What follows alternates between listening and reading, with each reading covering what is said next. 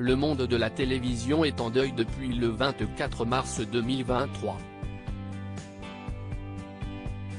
Ce jour-là, le public a appris que Marion Guilhem avait poussé son dernier souffle à l'âge de 84 ans.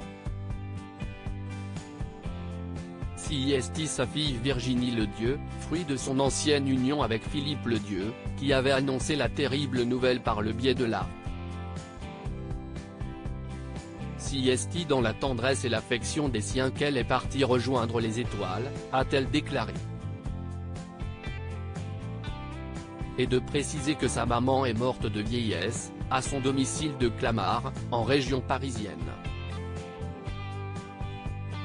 Interrogé par Gala, l'acteur Frédéric Bourali, qui incarne José dans Scène de ménage, M6, s'est confié sur sa disparition.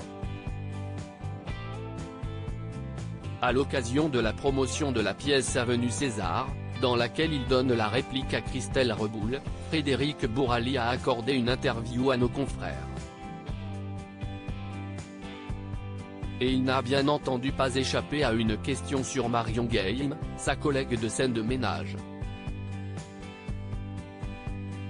Comme pour tous, sa disparition a été difficile à encaisser pour le partenaire de Valérie Carcenti, Liliane. Nous savions depuis pas mal de temps qu'elle n'allait pas bien. Sa disparition a néanmoins été un choc pour nous tous. Nous l'avons d'ailleurs appris sur le tournage de la série. Le meilleur hommage qu'on pouvait lui rendre, c'était de continuer à travailler, à essayer de faire rire. Mais c'était difficile, a-t-il confié à Gala.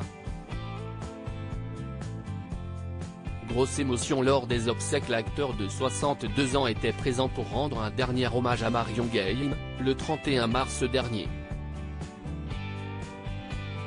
Ces obsèques se sont déroulées en l'église Saint-Roch, la paroisse parisienne de l'Aumônerie des Artistes. Pour l'occasion, de nombreuses personnalités ont fait le déplacement, parmi lesquelles des acteurs de Scène de ménage.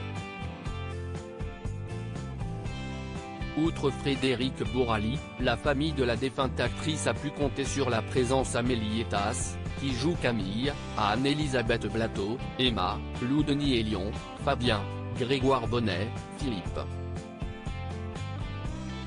Gérard Hernandez, qui joue Raymond le mari de fiction de Marion Guilhem, a aussi tenu à faire le déplacement. C'est abattu qu'il est apparu devant l'église. Et la cérémonie a été difficile à vivre. L'émotion a été insurmontable. Gérard Hernandez avait prévu de prendre la parole pendant la messe.